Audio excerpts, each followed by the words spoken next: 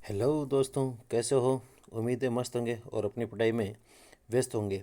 अपन ने जो काव्य शास्त्र शुरू किया था उसकी अगली कड़ी में आज हम नेक्स्ट टॉपिक ले रहे हैं। अपने छंद और अलंकार काफ़ी कुछ तक कर दी हैं और बाकी जो बचे हुए हैं उम्मीद जल्दी मैं आपको अवेलेबल करवा दूंगा। आज अपन काव्य शास्त्र का अगला टॉपिक है जो अपने फर्स्ट ग्रेड और द्वितीय श्रेणी अध्यापक परीक्षा दोनों में है, उसको आज हम ले रहे हैं। और उस बड़ा इम्पोर्ट उस टॉपिक का नाम है काव्य गुण, जो कि काव्य शास्त्र की दृष्टि से बड़ा ही महत्वपूर्ण टॉपिक है और इसमें से क्वेश्चन बनते हैं। तो आज शुरू करते हैं काव्य शास्त्र के संप्रदाय। पहले एक बार आप लोग काव्य शास्त्र के कितने संप्रदाय हैं उनको अच्छे से देख लेते हैं। पहला संप्रदाय है, ये अपने पहले भी पढ़ रखे हैं, है ना, तो इनको एक बार वापस रिपीट कर लेते हैं। पहला संप्रदाय है रस संप्रदाय।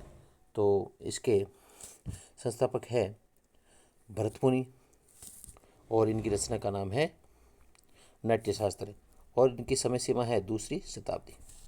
अगला है अलंकार। अलंकार भामा के, इनकी समय सीमा है छठवीं शताब्दी और इनकी रचना का नाम है काव्यालंकार। अगला है रीति। इनकी रचना का नाम है वामन, सॉरी, इन रचनाकार का नाम है वामन और इन रचना का नाम है काव्यालंकार सूत्रवर्ती और इनकी समय सीमा है 8वीं सदी। कई बार ये भी पूछ लिया जाता है, क्रम से इनको पूछ लिया जाता है। अगला है ध्वनि। तो इसको अपने याद कर रखा था, अच्छे ध्वनि सुनने से हमें आनंद की प्राप्ति होती है और इनके रचना का नाम है ध्वनियालोक और रचनाकार है आनंद वर्धन। और अगला है वक्रोक्ति, जो कि किसकी है, कुंतक की है और इनकी समय सीमा है 10वीं और 11वीं शताब्दी और इनकी रचना का नाम है वक्रोक्ति जीवितम। अगला है औचित्य और इनके संस्थापक है क्षेमेंद्र। मैंने आपको ये समझाया था उसके माध्यम से, जिसके पास क्षेम है उसका क्या रहता है, औचित्य रहता है और इनकी समय सीमा है 11वीं सदी और इनकी रचना का नाम है औचित्य विचार चर्चा। ये काव्य गुण काव्य शास्त्र के 6 संप्रदाय है। इनको अपन को पहले भी पढ़ रखे हैं, एक बार आपने वापस इसे रिपीट कर लिया और ऐसे सवाल कभी कभार बन जाते हैं। और विशेष तौर से इनकी समय सीमा जो दे रखी है ईसा पूर्व, ये वाली ध्यान रखना अपन। अब आगे देखते हैं अपना मेन जो टॉपिक अपने जो शुरू किया था, काव्य गुण। काव्य गुण सबसे पहले अग्नि पुराण में काव्य गुणों की संख्या मानी गई है 18। ये ध्यान रखना, सबसे पहले अग्नि पुराण के अंदर काव्य गुणों की संख्या मानी गई थी वह है 18। भरत मुनि, जिनका इसका नाम है रचना का नाट्यशास्त्र में, गुणों की संख्या इन्होंने मानी है 10। सबसे पहले तो अग्नि पुराण में था, अग्नि पुराण में 18 मानी गई थी। भरत मुनि ने इसकी रचना मानी, इसके काव्य गुणों की संख्या मानी है टोटल 10 और भामे ने भी 10, यानी भरत ने और भामा ने दोनों ने तो 10 काव्य गुण माने। वामन को काव्य गुणों के प्रतिष्ठापक आचार्य माना जाता है। इस चीज़ को हमें विशेष तौर से ध्यान रखना है। वामन को काव्य गुणों का क्या माना जाता है, प्रतिष्ठापक आचार्य माना जाता है। इस चीज़ को हमें ध्यान रखना है। आनंदवर्धन चित्तवृत्तियों के आधार पर इन्होंने वर्णन किया है। विधिवत गुणों के बारे में मम्मट ने बताया। ये ध्यान रखें, विधिवत जितने अपने गुण माने जाते हैं 3, उनके बारे में किसने बताया था, आचार्य मम्मट ने। उन्होंने 3 गुण बताए जो वर्तमान में सर्वमान्य मत है। इसकी परिभाषा है काव्य या साहित्य का ऐसा तत्व जो काव्य में आह्लादन करे, उसमें विशिष्टता लाए, दोषों से दूर रहे, दोष का अभाव हो उसमें उसमें उसकी वजह से आकर्षण हो, अथवा वो काव्य में उसकी शोभा बढ़ाए, वही काव्य गुण के नाम से अभिहित किया जाता है। यह काव्य गुण के नाम से उन्हें जाना जाता है। इसकी परिभाषा है संस्कृत के अनुसार गुण्यते इति गुणा शोभाध्यापक का धर्मा, यानी गुण्यते ऐसे गुण होते हैं जो क्या करते हैं, शोभा का अध्यापक का अर्थ होता है वर्धि, यानी जो शोभा में वृद्धि करना, वृद्धि बढ़ाने वाले धर्म ही काव्य गुण कहलाते हैं। अर्थात काव्य शोभा को वर्धित करने वाले धर्म ही काव्य गुण कहलाते हैं। ये होगा इसकी डेफिनेशन। आगे देखते हैं। तो अपन को इसमें ये ध्यान रखना है कि सबसे पहले अग्नि पुराण में 18 बताए थे, भरत मुनि ने भी 10 बताए और भामन ने भी काव्य गुणों की संख्या 10 बताई है। आचार्य वामन को काव्य गुणों के प्रतिष्ठापक आचार्य कहा जाता है। आगे है सर्वमान्य है, काव्य की आत्मा किसे माना जाता है, रस को माना जाता है। ये ध्यान रखना। काव्य की आत्मा रस है एवं गुण रस के धर्म है। ये ध्यान रखना, काव्य की आत्मा तो रस को माना जाता है एवं गुण रस के ही धर्म है। जिस प्रकार मनुष्य के शरीर में सूर्य आदि गुणों की स्थिति होती है, उसी प्रकार काव्य में रस को उत्कर्ष प्रदान करने वाले धर्म गुण कहलाते हैं। यह विशेष रूप से अपनों को ध्यान रखना है। आगे है गुण। रस के शोभाध्यापक तत्व, यह भी आपने पढ़ लिया था। अध्यापक का अर्थ होता है वृद्धि करने वाली। काव्य गुण की परिभाषाएं, अब अलग अलग विद्वानों ने अलग अलग परिभाषा दी है, तो एक बार अपने देख लेते हैं क्या क्या किन्होंने क्या क्या परिभाषा दे रखी है, एक बार अपन देख लेते हैं। काव्य की परिभाषाएं। अतः विप्रियस्तता गुणा काव्येषु कीर्तिता। अतः का अर्थ होता है इसलिए, है ना। विप्रिय अस्ता का अर्थ होता है दोषों का अभाव। ये आचार्य भरतमुनि ने नाट्य शास्त्र में दी थी। अर्थात इसका अर्थ होता है दोषों का विप्रिय यानी अभाव ही गुण है, तथा ये काव्य की कीर्ति को बढ़ाने वाले होते हैं। ये ध्यान रखना, काव्य की कीर्ति को बढ़ाते हैं, उसकी शोभा को बढ़ाते हैं, वही गुण कहलाते हैं। आगे हैं सर्वप्रथम काव्य गुणों के व्यवस्थित स्वरूप का वर्णन करते हुए काव्य गुण की परिभाषा प्रस्तुत की थी वामन ने। अपने पढ़ा, काव्य शोभायु करता रो धर्मा गुणा है, काव्य की शोभा करता रहे, है ना, वारे मन काव्य शोभा करता रहे। तो इन्होंने वामन जी ने अपनी रचना काव्य अलंकार सूत्रवर्ती में ये परिभाषा दी थी। काव्य गुण के प्रतिष्ठापक आचार्य भी वामन कहलाते हैं। अपने एक बार आगे पढ़ लिया इसके बारे में। आगे है ये रस्या गिनोधर्मा शौर्यदय युवात्मने उत्कर्ष हेतवस्ते स्तूरचल स्थित तपो गुणा। ये कहा था काव्य प्रकाश में, मम्मट ने कहा था। मम्मट की कालजी रचना का नाम है काव्य प्रकाश। ये एग्जाम के बाद पूछ जाते हैं, इसको आप इसी तौर से ध्यान रखें। अगली डेफिनेशन है तमर्थ में लंबते ये आगिने ते गुण स्मृता। ये कहा था आनंदवर्धन जी ने गुणों के बारे में कहा था। आचार्य देव का गुण विवेचन दंडी एवं वामन के ग्रंथों पर आधारित है। आचार्य देव का जो गुण विवेचन किया था, गुणों के बारे में उन्होंने बताया था, वो दंडी और वामन के ग्रंथों का आधार भी बताया था। वहीं पदुमन दास का गुण विवेचन केशव मित्र के ग्रंथ अलंकार शेखर पर आधारित है। तो अपने को तो एक और नई चीज मिल गई कि केशव मित्र की रचना का नाम है, केशव मित्र की अलंकार शेखर। केशव मित्र की रचना का नाम है अलंकार शेखर। हिंदी के रीतिकाल आचार्यों ने काव्य गुणों के संदर्भ में मुख्यतः किसके मत का अनुसरण किया? तो यह आ गया आचार्य मम्मट के। उद्भट ने अपने ग्रंथ गडुलिका प्रवाह, उद्भट के ग्रंथ देखो मैंने यहाँ पर भी मेंशन कर रखा है, गडुलिका पर्व ग्रंथ है उद्भट का, में ये संकेत किया कि गुण अलंकार में कोई भेद नहीं है, जो लोग इनमें अंतर मानते हुए केवल भेड़ चाल है। इन्होंने कहा कि गुण और, क्योंकि अलंकार भी काव्य की शोभा बढ़ाते हैं और गुण भी काव्य की शोभा बढ़ाते हैं, तो उद्भट ने अपने ग्रंथ गंडुलिका प्रवाह में कहा कि दोनों में कोई इसी प्रकार का भेद नहीं है। अगर कोई इनके बारे में अंतर मानते हैं या बताते हैं तो वो सिर्फ क्या है, भेड़ चाल है। आगे आचार्य वामन ने अलंकार गुण के बारे में कहा है कि गुण काव्य के नित्य धर्म और अलंकार अनित्य धर्म है। गुण तो क्या हो गया, काव्य के नित्य धर्म है और अलंकार अनित्य धर्म है। अर्थात अलंकार के बिना तो काव्य में काम चल जाएगा, परंतु गुणाभाव के कारण काव्य में शोभा दान संभव नहीं है। ये कहा था आचार्य वामन ने कि अलंकार के बिना तो काव्य चल जाता है कई बार, लेकिन गुण के बिना काव्य कभी भी चल नहीं पाएगा, वो संभव नहीं है। आगे आनंदवर्धन ने नवीं शताब्दी में नवीन मत की स्थापना करते हुए गुण को रस का धर्म एवं अलंकार को शब्दार्थ का धर्म स्वीकार किया। आनंदवर्धन ने गुण को तो रस का धर्म मान लिया और अलंकार को शब्दार्थ का धर्म स्वीकार कर लिया। अलंकार काव्य का अस्तर धर्म है, ये कहा था आचार्य मम्मट ने। इस परिभाषा को अपन को एक बार याद करना है, इस परिभाषा को अपन को याद करना है। अलंकार काव्य का अस्थिर धर्म, यह कहा था आचार्य मम्मट ने। गुण एवं रीति अन्योन्याश्रित है, जहाँ काव्य गुण होगा वहीं कोई ना कोई रीति अवश्य होगी, यह भी इन्होंने बताया। आगे है रीति। वैदर्भी रीति में माधुर्य गुण होता है, गौड़ी रीति में आउज गुण होता है, पांचाली में प्रसाद होता है। तो यह भी पूछ लिया जाता है कि वैदर्भी रीति में कौन सी रीति होती है, तो अपने ध्यान रखना है माधुर्य। गौड़ी में गे प्लस, गौड़ी शब्द कैसे बनता है, गैलंत प्लस आउ, तो ये गो आ रखा है ना, तो गो में क्या मिल रखा है, गे प्लस ओ, तो ओज गुण हो गया। पंचाली ये पेवर्ण से शुरू हो रहा है, प्रसाद भी पेवर्ण से शुरू हो रहा है, तो ये पंचाली ये हो जाता है प्रसाद गुण। विशेष आचार्य चिंतामणि ये 1609 ईस्वी के लगभग ने अपने ग्रंथ कवि कल्पतरु, ये तो अपने पहले पढ़ा गया था, कवि कल्पतरु ग्रंथ है आचार्य चिंतामणि का, में काव्य गुण को रसाश्रित न मानकर स्वतंत्र रूप से मान्यता दी है।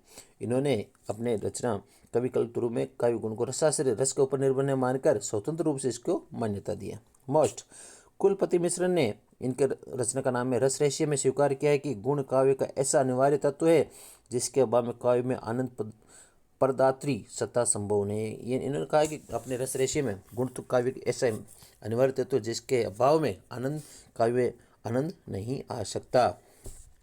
आगे है काव्य गुण के भेद। सर्वप्रथम अग्नि पुराण में वेदव्यास 18वीं शती में द्वारा काव्य गुण की अपने पढ़ाई 18 गुणों की संख्या बताइए अग्नि पुराण के अंदर। इनमें 6 तो थे शब्द गुण, 6 थे अर्थ गुण और 6 थे शब्दार्थ गुण। तो 6 + 6 + 6 बराबर हो जाते हैं 18। इसमें से थे 7 शब्द गुण थे जिनमें जैसे सुकुमारता को हटा दिया गया। आचार्य भरतमुनि ने इनकी समय सीमाएं ईसा पूर्व 2री शती। नाट्यशास्त्र में इन्होंने काव्य गुणों की संख्या 10 मानी, अपने पहले पढ़ लिया। जो उन्होंने एक सूत्र दिया, ये श्लोक दिया था, श्लेषः प्रसाद समता समाधि माधुर्य मौज पद सुकुमार्यम अर्थश्चे च व्यक्ति रुदारुचा च कांतिश्चे काव्यश्चे गुणा दशेत। ये काव्य गुणों की संख्या 10 मानी। पहला एक श्लेष, प्रसाद, समता, समाधि, माधुर्य, औज, सुकुमार्य, अर्थश्चे, व्यक्ति उदारता च कांति। ये इस प्रकार इन्होंने अपनी इस श्लोक के माध्यम से काव्य में गुणों की संख्या को 10 माना है। आगे है आचार्य भामा ने अपने ग्रंथ काव्यालंकार, आचार्य भामा का ग्रंथ का नाम काव्यालंकार सूत्र था ना, मैं काव्य गुणों की संख्या भरतमुनि की तरह ही कितने मानी थी? 10 मानी है। अपने पहले पढ़ लिया था। भरतमुनि ने और भामा ने दोनों ने 10-10 के माना। माधुर्य प्रसाद गुणों की प्रधानता, और इन्होंने माधुर्य और प्रसाद गुण को 10 गुणों में प्रधान बताया। ओज गुण के प्रति इनका झुकाव कम रहा, ये ध्यान रखना। ओज गुण के प्रति किसका झुकाव कम रहा था? आचार्य भामा का। भरत, भामा और दंडी ने सभी ने 10 गुण माने, ये ध्यान रखना। भरत ने भी 10 माने थे, भामा ने भी 10 माने थे, और दंडी ने भी 10 काव्य के गुणों की संख्या मानी है। आचार्य भामा ने अपने ग्रंथ काव्यालंकार सूत्रवर्ती में काव्य गुणों की संख्या में 10 शब्द गुण और 10 अर्थ गुण, टोटल कितने माने थे? 20। उनमें से 10 तो थे शब्द गुण और 10 थे अर्थ गुण। माफी चाहूँगा, यहाँ पर मैंने आचार्य भामा की रचना काव्यालंकार सूत्रवृत्ति बता दी थी, जो कि मात्र सिर्फ काव्यालंकार ही है। आगे है आचार्य भोजराज। भोजराज की समय सीमा थी 11वीं सदी में। अपने ग्रंथ सरस्वती कंठाभरण में काव्य गुण को 3 भागों में बांटा है। आचार्य भोजराज अपनी रचना थी जिसका नाम था सरस्वती कंठाभरण। उन्होंने अपने काव्य गुणों की संख्या उसमें 3 मानी। एक तो था शब्द गुण, एक था अर्थ गुण और था एक वैशेषिक गुण। इन्होंने अब शब्द गुण को बाह्य एवं अर्थ गुण को अभ्यंतर कहा है। इनके मतानुसार काव्य गुणों की संख्या 24 है। आचार्य कुंतक, जिनकी रचना का नाम है वक्रोक्ति संप्रदाय, वो जो उन्होंने चलाया था संप्रदाय, ग्रंथ थी वक्रोक्ति जीवितम में काव्य गुणों की संख्या 6 मानी है। 2 सामान्य काव्य गुण और 4 विशेष काव्य गुण, ये माना था आचार्य कुंतक ने अपनी रचना वक्रोक्ति जीवितम के अंदर। अगला है आचार्य मम्मट का समय सीमा थी 11वीं सदी और उनकी रचना का नाम था काव्य प्रकाश। इन्होंने गुणों को शौर्याद्वित, क्या कहा था? गुणों को शौर्याद्वित और अलंकार को हाराद्वित का, ये ध्यान रखना। आचार्य मम्मट के बारे में पूछा जाता है, इनकी रचना का नाम भी पूछा जाता है। और इन्होंने काव्य के 3 गुण माने थे, माधुर्य, ओज और प्रसाद, जो कि वर्तमान में प्रचलित है और इनको हमें पढ़ना है, जो कि सर्वमान्य मत है। इन्होंने गुणों को शौर्याद्वित कहा था और अलंकारों को हाराद्वित कहा था, ये अपन को ध्यान रखना है।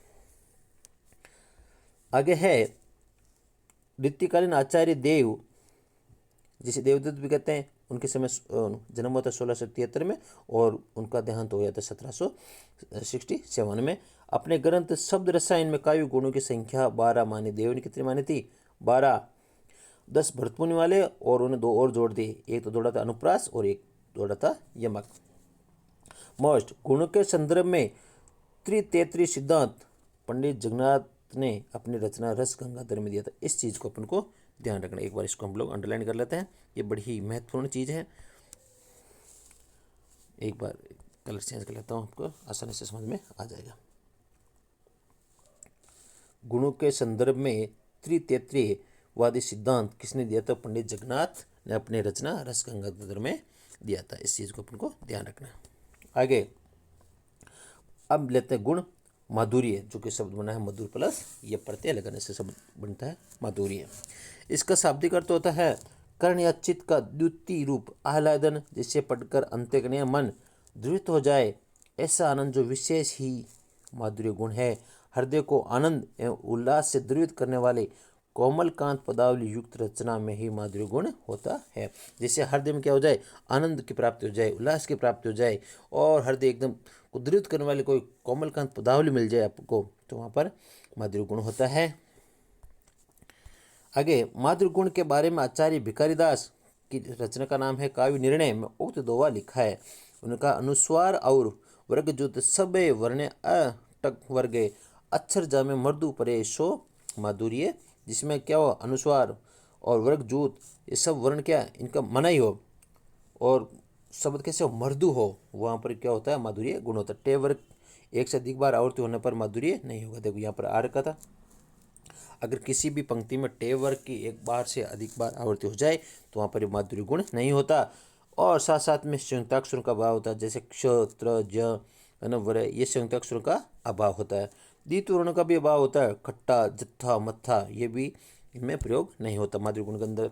रेप युक्त शब्दों का भी अभाव होता है, श्रम ट्रग ड्रम कर्म तद्रूप, इन शब्दों का भी अभाव होता है। अगर आपसे पूछ लिया जाए कि माधुर्य गुण कौन से रसों में प्रयुक्त होता है, तब आपको ये ध्यान रखना, ये माधुर्य गुण संयोग रस में, श्रृंगार रस में, करुण रस में, योग रस में एवं शांत रसों में कर्म से अधिकते से रहता है।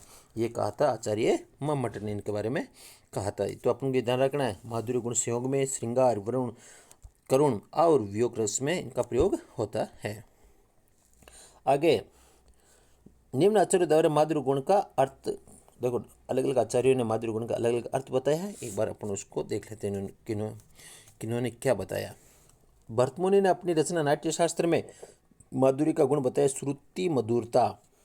आचार्य दंडी ने अपनी रचना काव्यादर्श में रसमयता अर्थ बताया इसका। आचार्य वामन की रचना का नाम है काव्यालंकार सूत्रवर्ती में माधुर्य गुण का अर्थ बताया उक्ति वैचित्र्य और वैचित्र्य। और आचार्य मम्मट ने अपनी रचना काव्य प्रकाश में आह्लादकता अर्थ बताया है। इनको ध्यान रखना है, आपसे पूछ लिया जाएगा आचार्य भरतमुनि ने अपनी रचना नाट्यशास्त्र माधुर्य गुण का क्या अर्थ बताया था, तो सूर्य मधुरता। आचार्य दंडी ने काव्यदर्श में रसमयता, आचार्य वामन ने उक्ति वैचित्र्य और मम्मट ने आह्लादकता। आचार्य भामा की रचना का नाम है काव्यालंकार में इन्होंने कहा था श्रव्यत्व और अनित्य सम स्थित्व कहा है। अनित्य सम स्थित्व का अर्थ होता है लंबे सामाज पदों से रहित, जिसमें लंबे सामाज पदों का प्रयोग ना हो वहाँ पर माधुर्य गुण होता है। रीतिकालीन आचार्य चिंतामणि की रचना का नाम है कविकल्पतरु ग्रंथ में माधुर्य गुण के बारे में लिखा है। जो संयोग श्रृंगार में सुखद द्रवावे चित्त, जो संयोग श्रृंगार में भी क्या सुख का एहसास करावे सो माधुर्य बखाने, उससे माधुर्य गुण बखाने मतलब कहिए ये ई तत्व कविता, ये इस प्रकार का कविता रचना है। माधुर्य गुण की विशेषताएं में असमस्तता, मनोहारी मन को हरने वाले पद, विन्यास, मधुरता, सुकुमारता, श्रुति सुखदा जिसको सुनने पर सुख की प्राप्ति हो, उक्ति वैचित्रता, चित्त की दृढ़ता, या ना भाव इसके इतने कोमल होते हैं कि चित्त भी एकदम ध्रुव हो जाए, भाव या रसमयता तथा आह्लादकता, ये इसके होते हैं माधुर्य गुण की विशेषताएं होती हैं। यथा अब आपको एक उदाहरण देख लेते हैं। रूपसी तेरा धन केश पास, श्यामल श्यामल कोमल कोमल लहरा तो सुप्रीत केश पास, ये माधव वर्मा ने अपनी निर्जन नामक रचना में लिखा है। तो जैसे इसको पढ़ते हैं तो अपना मन क्या हो जाता है, आह्लाद हो जाता है, एकदम अपन को पढ़ते मन में चैन आता है। तो यहाँ पर कौन सा गुण हो जाता है, माधुर्य गुण। अगला है निरख सखी ये खंजन आए, फेरे उन मेरे रंजन ने, नयन इधर मन भाए, ये कहा था साकेत में मैथिल गुप्त ने लक्ष्मण पत्नी सुमित्रा के द्वारा वर्णन करना। जैसे आप इनको पढ़ते हैं तो एक बार आपको यह समझ में आ जाता है कि यहाँ पर माधुर्य गुण होगा। आगे है औज गुण। औज भी प्रश्न की दृष्टि से महत्वपूर्ण गुण है और इसका प्रधान रस होता है वीरस। अपने आप ही माधुर्य गुण पढ़ा था। माधुर्य रस में क्या होता है, श्रृंगार संयोग विप्रलभ वो वियोग श्रृंगार शांत रस में उसकी अधिकता होती है और ओज गुण में वीरस होता है। आचार्य मम्मट ने 11वीं सदी के अनुसार इसके बारे में कहा था दीप्त्य तुम विस्तरते हेतु रोजो वीरस स्थिति, अर्थात चित्त के विस्तार की हेतुभूत वीर रस में रहने वाले दीप्ति ही ओज गुण कहलाती है। अतः जो काव्य कृति अथवा साहित्यिक सृजना पाठक या श्रोता के मन में लोक को सहज स्फूर्त एवं विस्तृत कर देती है, पाठक मन में ओजस्विता का संचार कर देती है, वह ओज गुण माना जाता है। आचार्य भिखारीदास ने ओज गुण का लक्षण इस प्रकार प्रकट किया है। देखो भिखारीदास ने ओज गुण के बारे में क्या लिखा है। उद्दत अक्षर जह परे सह फेट युक्त मिलियाई ताही ओज गुण कहते जय प्रवीण कविराई। अर्थात उद्दत अक्षर का प्रयोग तथा सकट इत्यादि संयोग और ओज गुण की पहचान है। जहाँ पर उद्दत अक्षरों का प्रयोग हो और तथा साथ साथ में सकट वर्गों का प्रयोग हो तो ये इसकी पहचान है, ओज गुण की पहचान। इसकी अभिव्यक्ति कठोर तथा पुरुष वर्ण, जैसे पुरुष वर्ण कठोर वर्ण क्लिष्ट वर्ण ट टे वर्ग वाला ट ठ ड ढ ढ, ये क्लिष्ट वर्णों का प्रयोग, द्वित्व वर्णों का प्रयोग, संयुक्त वर्णों का प्रयोग, रेफ युक्त शब्दों का प्रयोग लंबे लंबे सामासिक पदों द्वारा होती है। ये जो इसके पहचान है ना वो माधुर्य गुण में उसका उसमें नहीं होना था। जहाँ पर ये शब्द आ जाएंगे वहाँ पर तो ओज होगा। अगर ये शब्द आ गए और आपसे पूछ ले कि ये माधुर्य गुण है क्या तो वहाँ पर माधुर्य गुण नहीं हो सकता। ओज गुण का प्रयोग वीरस विभत्स और रौद्र रसों में क्रमशः अधिकता के साथ में होता है। ओज गुण का प्रयोग ही होता है, वीर में होता है, विभत्स में होता है और रौद्र में होता है। आचार्य भरत भामा दंडी तीनों ने समास बाहुल्य या समस्त पद्धतों का ओज का आवश्यक तत्व माना है। ये ध्यान रखना। आचार्य भरत भामा और दंडी ने बताया कि जिस रचना के अंदर समास बाहुल्य रूप से हो, समस्त पद्धत्व हो, द्वित्व वर्णन हो, संयुक्त वर्णन हो, उसे ओज रस माना जाएगा। आगे है आचार्य वामन के अनुसार रचना की गाढ़ता ही ओज है। जैसे विच्छुरित, इसको आप पढ़ोगे तो आपको मन में एक वो ओजस्वता आ जाएगी, आप है ना, जोश आ जाएगा। विच्छुरित वही राजीव नयन हत लक्ष्य बाण लोहित लोचन रावण मद मोहन मयन। यहाँ पर खून खराबी की बात की जाएगी, लड़ाई की बात की जाएगी, है ना, जोश वाली बातें की जाएगी तो वहाँ पर ओजगुण होता है। जैसे कर्कट ही मरकट, देखो कठिन शब्दावली, यहाँ पर टेवर का प्रयोग हो रहा है। कर्कट ही मर अर्कट विकट बर बहु कोटि कोटिन है दावही जे राम प्रबल प्रताप कौशल नाथ गुणगज गावही। तो ऐसे जैसे आप पढ़ोगे ना तो आपको पता चल जाएगा पढ़ने के दौरान कि यहाँ पर तो ओजगुण है, इस वाक्य में या इन पदों में ओजगुण का प्रभाव है। अगला है प्रसाद गुण। किसी काव्य कृति को पढ़ते ही अथवा सुनते ही पाठ्य के श्रोता के हृदय में अर्थ स्वतः प्रकाशित हो जाए, वहाँ पर प्रसाद गुण होता है। जैसे किसी काव्य को आप पढ़ो, जैसे आप उसको सुनते हो तो आपके हृदय में उसका अर्थ है ना स्वतः प्रकाशित हो जाए, आपको लग जाए इसका अर्थ यही है और आपको प्रसन्नता का अनुभव हो जाए तो वहाँ पर प्रसाद गुण होता है। प्रसाद का अर्थ प्रसन्नता, प्रसाद अर्थ प्रसन्न होता है, यह विकसित होना, अर्थात जिस रचना से पाठक का हृदय प्रसन्न अथवा विकसित हो जाए। जिस रचना से कोई भी अगर पाठक उसे पढ़े तो क्या हो जाए, उसका हृदय प्रसन्न हो जाए तो वहाँ पर प्रसाद गुण होता है। जिस प्रकार भगवान की कोई भी आप मंदिर में जाते हो वहाँ पर आपको प्रसाद दी जाती है, जैसे ही आप प्रसाद हाथ में लेते हो आप उस प्रसाद को क्या मानते हो, भगवान को आशीर्वाद मानकर भगवान का आशीर्वाद मानकर आपका हृदय उसे प्रसन्न हो जाता है। उसी प्रकार अगर आप कोई भी रचना पढ़ोगे आपका हृदय प्रसन्न हो जाएगा तो वहाँ पर प्रसाद गुण होगा। विशेष श्रवण मात्र से जो रचना चित्त में व्याप्त हो जाए, जिसको सुनने से जो रचना चित्त में व्याप्त हो जाए, है ना, उसको समझ में आ जाए, उससे प्रसाद गुण कहते हैं। ये सूखे ईंधन में अग्नि की भांति, अगर कोई मान लो सूखा ईंधन है, सूखी लकड़ी है, उसमें एक बार आग लगाने से वो क्या और जोर से लग जाएगी, श्वेत शत्रु में जल की भांति तत्क्षण व्याप्त हो जाता है। आचार्य भिखारीदास ने यह पूछा जाता है, आचार्य भिखारीदास ने प्रसाद गुण का लक्षण और इस प्रकार दिया। आचार्य भिखारीदास ने उनकी रचना थी काव्य निर्णय, उसमें कहा था मन रोचक अक्षर परे, यह मन को रुचि करने वाले अक्षर हो, सो है शीतल शरीर, जिस प्रकार एकदम शीतलता आ जाए मन में। गुण प्रसाद जल सुक्ति ज्यों प्रगट अर्थ गंभीर, लेकिन होते तो क्या आसान शब्द होते हैं लेकिन उनका अर्थ क्या होता है, बड़ा ही गंभीर होता है। अगर ऐसा कुछ हो जाए तो वहाँ पर प्रसाद गुण होता है। इसकी विशेषताएं देखते हैं। प्रसाद गुण का प्रयोग प्राय सभी रसों में होता है, ये ध्यान रखना।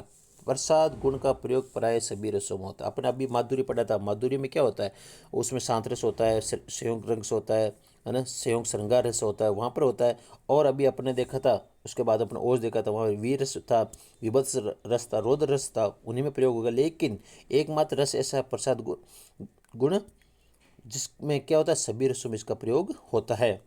अगला सरलता, सर्वजन सुलभता तथा सहज ग्राह्यता इसकी मुख्य विशेषताएं। इसकी मुख्य विशेषता में ये एक सरल दस समझ में आ जाए, हर वाक्य में प्रयोग हो सकता है, सुलभ रूप से मिल जाए, सहजता सहज ग्राह्य मतलब आसानी से समझ में आ जाए, तो इसकी मुख्य विशेषता होती है।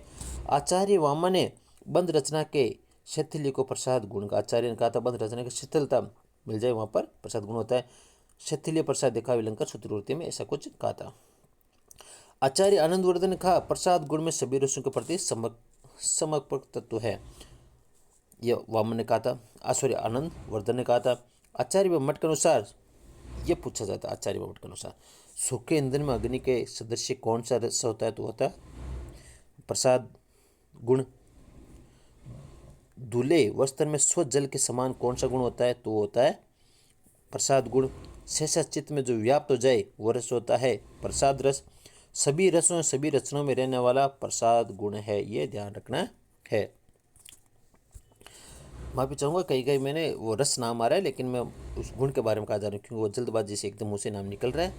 वो है वाक्य में प्रसाद गुण के बारे में कहा जा रहा है। यथा जैसे एक उदाहरण है, वह आता दो टुक कलेजे की करता पछताता पथ पर आता। जैसे आप पढ़ते हो तो आपको ये समझ में आ जाता है, वह आता वो आ रहा है, दो टुक कलेजे की बात करते यानी हृदय विदारे कोई बातें करता और पथ पर आता। पेट पीठ दोनों मिलकर एक, यानी वो भूख के कारण उसके पेट और पीठ दोनों एक समान हो गए, मिल गए।